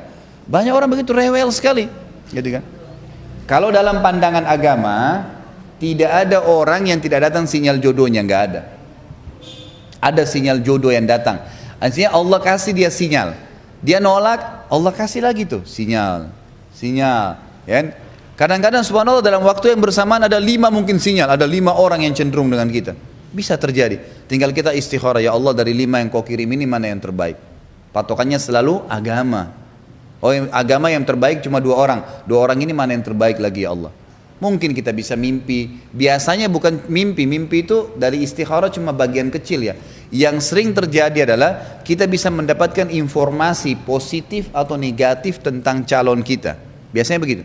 Tiba-tiba kita tahu tentang sesuatu. Dia pernah melakukan perbuatan yang besar.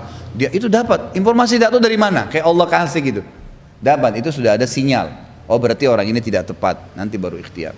Kalau misal memang dari ikhtiar, ini dulu saya supaya jangan ada su'udzon ya, sangka buruk dengan Allah, Allah nggak datangin jodoh saya, itu keliru. Karena jodoh itu masuk dalam takdir ikhtiar, pilihan kita. Sama dengan ibu mau minum air atau mau minum teh, sama. Mau nikah sama orang ini atau orang itu, ikhtiar. Pada saat dia pilih, ya sudah Allah mudahkan dia di pernikahan itu. Kalau ada orang, enggak ini saya enggak mau, enggak ini. Saya yakin ibu-ibu pernah menolak orang. Orang mungkin, oh saya tidak cenderung karena ini. Baik, ada orang kalau menolak, ada udzur syar'i beda. Oh orang ini kayaknya enggak baik akhlaknya. Itu udzur, enggak apa-apa. Allah lagi memberikan pelajaran kepada dia, ada orang-orang yang seperti ini loh, jangan kau terima. Mungkin, minta ya Allah petunjuk, dikasih lagi nanti. Tapi ada orang, sudah datang orang yang baik, masih rewel, nggak mau. Ingat, bukan berarti kalau kita dapat orang soleh, orang baik, kemudian dia tidak punya salah. Enggak.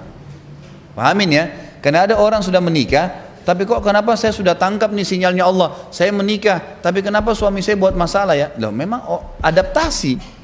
Ibu hidup 25 tahun di rumah tangganya ibu sama orang tuanya, dia hidup 30 tahun di rumah tangga sama orang tuanya, terus tiba-tiba mau cocok, butuh adaptasi kan? Pasti ada adaptasi. Makanya di sini cari tadi yang sepadan, dahulukan agama, sehingga yang benar memaafkan, yang salah minta maaf. Terus begitu roda rumah tangga itu. Jadi aman. Kan itu. Kalau misalnya anaknya, kita udah dapetin yang begitu, anaknya menolak, mesti dia ingin yang dia dapat gitu loh. Inginnya yang dia inginkan. Nah, terus kebetulan kadang-kadang bibit bobotnya berbeda. Nah, anak memaksa. Tolok ukurnya bibit bobot ini dari mana nih Ibu? Dari apa? Dari pendidikannya. Enggak, gini, tolok ukurnya kalau mau agama. Agama ya, awalnya agama. Ya sudah, kalau dia cenderung dengan seseorang menurut pandangan agama, bukan pandangan kita pribadi. Karena kalau ibu tarik harus kriterianya, ya, seperti yang ibu mau, sulit. Karena belum tentu yang ibu apalagi inginkan itu sama dengan anak kita inginkan, tidak bisa dipaksain. Nah, ini anak kita menginginkan, tapi akhirnya karena ada perbedaan, lama-lama yang laki itu sedikit lebih minder.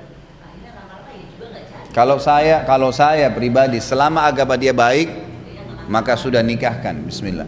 Dan kita sebagai orang tua harus paham, kalau kita lepas anak kita, ada tiket surga. Selesai, meninggal dapat jaminan. Ya.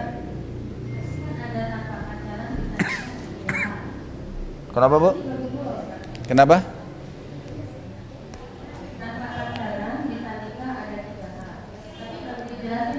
Enggak, saya enggak dengar Bu, maaf. Lagi sekali.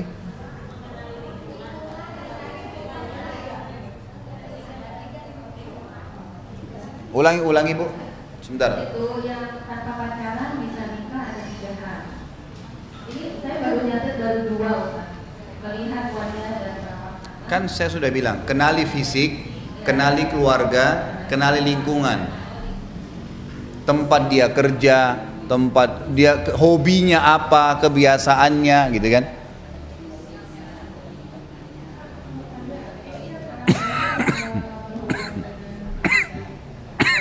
Laki ini udah agak lama. Saya udah menyiapkan nikah gitu karena ya apalagi ditunggu dari saya keluarga juga bagus. Tapi yang saya perhatikan ini masalahnya dari laki-laki saya. Karena dia tuh istilahnya kalau kata anak sekarang anak kami kan, karena ayahnya itu udah lama dari kecil udah meninggal, udah meninggal ayahnya terus. Jadi si ibu ini tuh terlalu memanjakan si anaknya yang laki-laki ini. Ya sayang kali pada ini apa tindakan saya yang terbaik gitu loh harus saya kasih. Ya ini semua sebenarnya permasalahannya apa tadi yang saya jelaskan, kurang lebih sejam, hampir 2 jam kita bicarakan itu tentang bagaimana semestinya kendala-kendala seperti ini tidak terjadi, kan itu poinnya itu. Seperti misalnya kasus kurangnya pemahaman anak agama terhadap agama, sehingga akhirnya mereka menganggap boleh berhubungan dulu sebelum menikah, gitu kan. Dalam arti kata di sini berhubungan, mereka tadi ya boleh berpacaran dulu, kemudian butuh adaptasi dulu, butuh ini dulu, itu kan jadi panjang, gitu. Sementara setiap pertemuan yang tidak ada hukum penghalalan agama di situ kan berdosa, gitu. Jadi ini terjadi kendala itu. Kalau saya sarankan ibu tegaskan kepada anaknya, karena ibu kalau memang kamu niat mau menikah, ya cari laki-laki yang menikah, langsung melamar menikah, selesai. Kalau tidak, maka itu akan terjadi pelanggaran agama, dan tentu ibu tidak mungkin tinggal diam. Kasih poin. Laki-laki itu kalau memang serius mau nikah Bu, nggak ada pertimbangannya, nggak ada. Apa yang mau dipertimbangkan?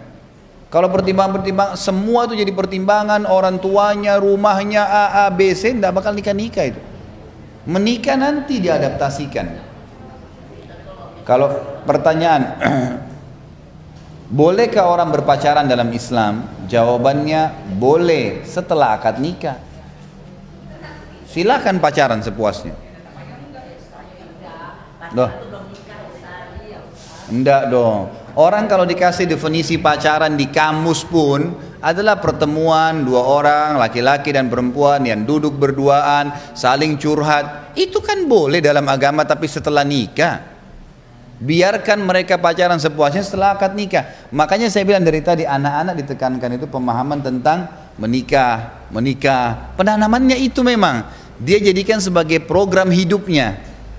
Kalau dia tidak jadikan program hidup Bu, ibu misalnya gini, nak kamu nanti kalau sarjana, kamu buka usaha ini, angan-angannya itu semuanya ke prestasi yang membuat tidak, itu program hidup dia. Harus begini, harus begini, harus begini. Nggak ada nikah di situ. Atau nikah nanti nomor yang kesekian. Jadi nanti dia ikutin program itu. Coba programnya itu dimasukkan pada saat pernikahan itu memang dibutuhkan. Nah, kalau memang pada saat jenjang kuliah ini kamu merasa kamu butuh punya pasangan, kamu boleh menikah. Kalau ini kamu boleh menikah. Jadi di sini pernikahan yang dititipkan, ya, pernikahan yang dititipkan di situ. Kalau saran saya, Allah alam, pertegas saja ke anaknya ibu, ya, pertegas saja ke anak ibu. Ada lagi? Sudah. Masalahnya itu kan udah yang meneruskan yang pertanyaan tadi yang udah umur 48 itu jodoh ada memilih apa itu bagaimana orang tua statusnya orang tua itu apakah belum lepas atau bagaimana? Padahal udah dicari memang tidak dapet gimana jalan keluarnya? Jadi pertama saya bilang, secara agama nggak mungkin salah, Bu. Agama Islam ini nggak mungkin salah, ini agama Allah. Tidak ada orang laki-laki atau perempuan kecuali ada sinyal jodoh, itu yang pertama. Tapi di dalam agama juga dituntunkan ada hambatan-hambatan yang kadang-kadang datang sebagai fasilitas kepada seseorang. Terhambatnya rezeki, tidak turunnya hujan dari langit, terhambatnya jodoh. Ada dua indikasi, ada dua penyebab yang kadang-kadang menghambat, bukan tidak ada. Yang pertama dosa yang dilakukan. Adanya dosa yang dilakukan. Kita tidak tahu dosa apa ya. Secara individu pasti dia tahu. Perbanyak istighfar. Yang kedua, dia boleh menerapkan dia bisa menterapi dirinya dengan ruqyah. Bisa saja kena pengaruh sihir.